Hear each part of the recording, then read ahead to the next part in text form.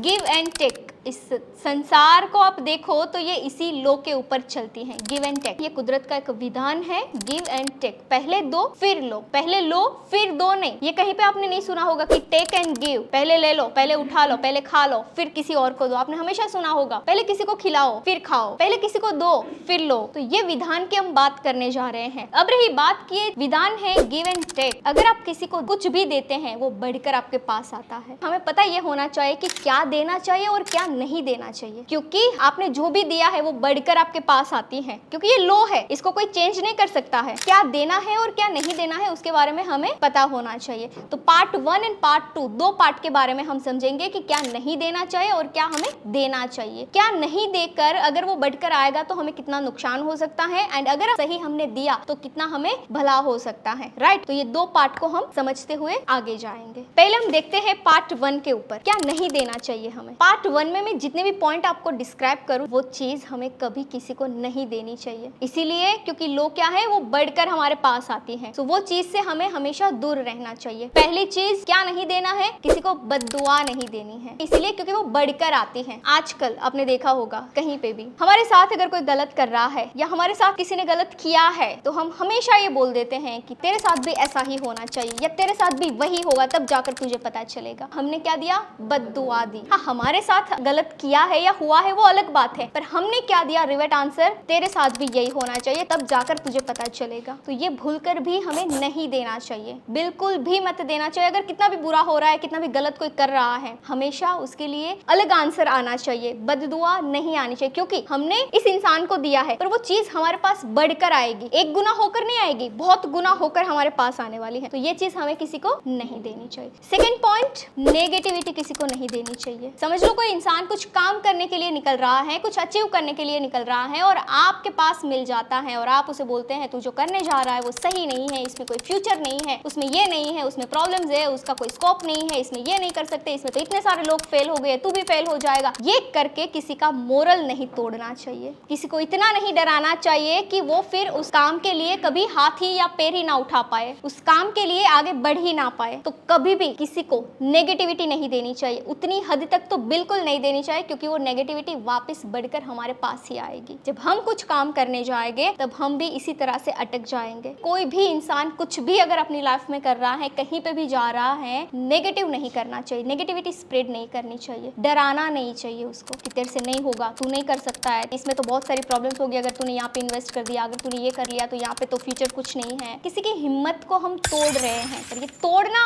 वो अलग है, पर तोड़ने के बाद हमें क्या मिलता है वो बढ़कर हमारे पास आती है। मैंने तो कई लोगों को देखा है कि मैंने तो कभी किसी का कुछ किया नहीं है फिर भी मेरे साथ ऐसा क्यों होता है, या आपने भी सुना होगा मैंने तो मेरी लाइफ में किसी का कुछ नहीं बिगाड़ा है फिर भी मेरे साथ ही क्यों ऐसा होता रहता है। ये गुनाह होकर आ रही है, हमने किसी को एक बार डराया था, अब हमें सिचुएशन ने डरा रही है। अगर पॉजिटिविटी नहीं दे सकते तो कोई बात नहीं, पर नेगेटिविटी किसी को नहीं देनी है, क्योंकि वो बढ़कर आती है हमारे पास। थर्ड पॉइंट, एडवाइस नहीं देना है किसी को। अगर कोई इंसान आपके पास उसकी कोई प्रॉब्लम्स बता रहा है, कुछ बातें अपनी शेयर कर रहा है, उसको उसमें एडवाइस नहीं देनी चाहिए, क्योंकि उस वक्त उसको एडवाइस की जरूरत नहीं होती है, उसको अंडरस्टैंड करने की जरूरत होती है, उसको समझने की जरूरत होती है, उसको सपोर्ट की जरूरत होती है। तो कभी किसी को ऊपर से सलाह नहीं देनी चाहिए, क्योंकि आपकी सलाह उसकी सिचुएशन से कहीं कनेक्ट नहीं हो पाती है। और अगर हम इस तरह से सलाह दे देते हैं, फिर वही सलाह जब हमारा बुरा वक्त आता है, बुरा टाइम आता है, तब वही सलाह हमारे पास आती है। कैसे फॉर्म में, रिलेटिव के फॉर्म में, फ्रेंड्स के फॉर्म में। यही सलाह हमें लोग देते हैं। उस टाइम वाकई में हमें कोई अंडरस्टैंड करे ऐसे इंसान की जरूरत होती है। तो कभी किसी को एडवाइस नहीं देनी चाहिए। इसके बाद फोर्थ पॉइंट है, सोशल मीडिया को अपना समय नहीं देना चाहिए। आपने देखा होगा 1 मिनट के लिए फोन में जाते हैं, सोशल मीडिया हमारा घंटों ले लेता है। कहीं पे भी आपने देखा, ये चीज के लिए मैं इतने टाइम गई, फिर मैं वहीं पे उतने टाइम के बाद वापस आ गई। बहुत रेयर लोग ऐसा होता है कि भाई चलो मैंने सोचा मैं 10 मिनट सोशल मीडिया में जा रही हूँ, 10 मिनट के बाद में वापस आ जाऊंगी, या मैं 5 मिनट के लिए सोशल मीडिया में गई, फिर 5 मिनट के बाद में वापस आ जाऊंगी। पर होता क्या है, 5 मिनट आपने सोशल मीडिया को दिया, आपने जो चीज 5 मिनट में देखी वो गई तो आपके दिमाग के अंदर। अब वो सोशल मीडिया आपने बंद कर दिया है, पर वो प्रोसेस तो आपके दिमाग के अंदर शुरू हो गई है उसकी। तो आपने सिर्फ 5 मिनट दिया फालतू कंटेंट पे, फालतू चीज देखने में, और उसने आपके दिमाग के अंदर कचरा डाल दिया, घंटों तक चले वैसा। तो सोशल मीडिया में हम 1 मिनट के लिए जाते हैं और वो घंटों हमारे ले लेते हैं, क्योंकि हमने 1 मिनट दिया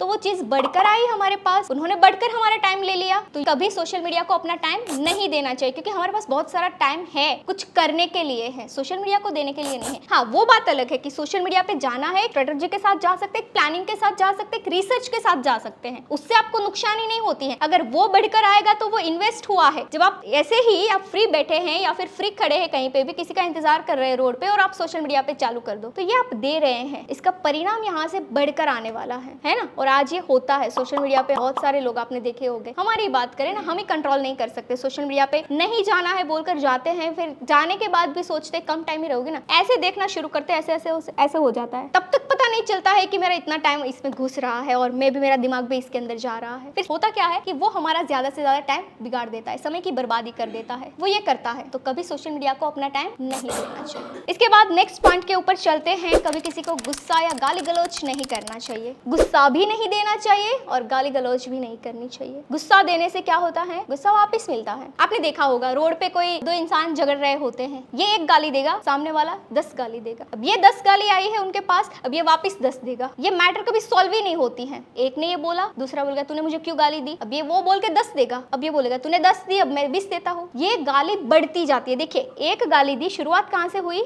एक गाली से। बड़ी कितनी, ये लो है, गिव एंड टेक, एक दोगे बढ़कर मिलेगी आपको चीजें। तो एक गाली से इतनी सारी चीजें होगी। अब देखिए, गाली दी क्यों, गुस्सा आया उसको इसीलिए दिया, गुस्से में ही गाली आई ना। अब गुस्सा क्यों आया, उसके इच्छा के अनुसार काम नहीं हुआ, उसकी इच्छा की पूर्ति नहीं हुई, इसलिए गाली दे दी। अच्छा, इच्छा क्यों पूरी नहीं हुई, क्योंकि इच्छा में हमारे पास बहुत सारे ऑप्शन होते हैं। अगर एक इच्छा होगी तो गुस्सा नहीं आता, गुस्सा नहीं आता तो गाली नहीं देते। पर इच्छाएं बदलती है, ये इच्छा है, ये इच्छा है, ये इच्छा है। अब इच्छा के अनुसार नहीं होगा तो गुस्सा आएगा। मैं चाहती हूँ कि आप ऐसे ही रहो, आप ऐसे नहीं रहोगे तो मुझे गुस्सा आएगा। क्यों, क्योंकि मेरी इच्छा है। अब मेरी इच्छा बार बार बदलती रहती है। अगर एक ही इच्छा है तो ठीक है, पर इच्छाएं बदलेगी, इच्छा के अनुसार काम नहीं होगा, क्योंकि ऑप्शन बहुत सारे हैं। अब उसके अनुसार काम नहीं होगा तो मुझे गुस्सा आएगा। ये हर इंसान का ऐसा स्वभाव होता है। तो ये गुस्से में ऐसे डिसीजन लेते हैं। अब ये डिसीजन उसके पास रिटर्न बढ़कर आते हैं। तो किसी को गाली मत देना चाहिए। बहुत बड़ा एक एग्जाम्पल है, स्वामी विवेकानंद कहते हैं, कोई एक चीज को पकड़ लो, ऐसे घूमो मत कि ये भी कर लूंगा, वो भी कर लूंगा, वो भी कर लूंगा, ये भी करना है, ये भी करूंगा, ये भी करूंगा। घूमो मत, एक विचार को पकड़ो, क्या करना है। एक चीज आपने पकड़ ली इससे, अब इसे ही अपना विचार बना दो। यही मेरा विचार है, सोचो, अब यही मेरा जीवन है। इसको अचीव करने के बारे में सोचो, इसके पाने के बारे में सोचो। अपने तन मन को इसमें समा दो, अपने शरीर के हर अंग को, जैसे कि आपके मस्तिष्क में यही विचार चलना चाहिए, आपकी बॉडी में हर एक पार्ट में, आपकी नसों में, अपने खून में, हर एक जगह पे आपका एक ही विचार चलना चाहिए। ये सारे शरीर के पार्ट को आप एक विचार में डुबा दो। बाकी जितने भी ऑप्शन है, जितने भी विचार है, उस सारे विचार को साइड कर दो। एक विचार के ऊपर उसका जीवन चलना शुरू हो जाएगा तो उसके पास अब कोई ऑप्शन ही नहीं बचे हैं। तो होगा क्या कि वो जो डिस्ट्रैक्शन था, गुस्सा आना, सही नहीं होना, मेरे हिसाब से नहीं होना, वो तो बंद हो जाएगा, क्योंकि आपकी 100% एनर्जी एक ही काम में जा रही है, एक ही विचार पे जा रही है। अभी